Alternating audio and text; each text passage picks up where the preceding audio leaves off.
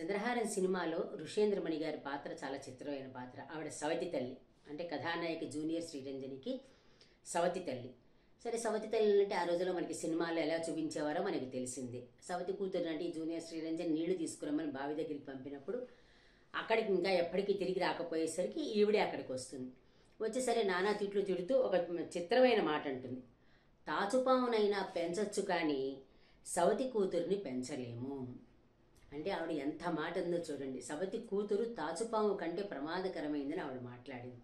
మామూలుగా సవతి తల్లిని అంటారు, సవతి తల్లి తాచుపాము కంటే ప్రమాదకరంగా చూస్తుంది పిల్లల్ని అని. అలాంటిది ఇక్కడ ఆవిడ అన్న మాట అనమాట. తాచుపామునైనా పెంచొచ్చు కానీ బాబు ఈ సవతి కూతుర్ని పెంచడం మన వల్ల కాదు అని.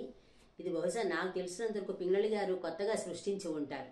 ఒక సవతి తల్లి మనస్సుని అర్థం చేసుకుని ఇలాగా తాచుపామునైనా పెంచొచ్చు కానీ సవతి కూతుర్ని, అది అందుకని చూడండి, ఎక్కడైనా సవతి తల్లి కాదు, ఇక్కడ సవతి కూతుర్ని పెంచడం కష్టమని కొత్త సామెత లాంటి దాన్ని చంద్రహారం సినిమాలో ప్రయోగించారు పింగళి గారు.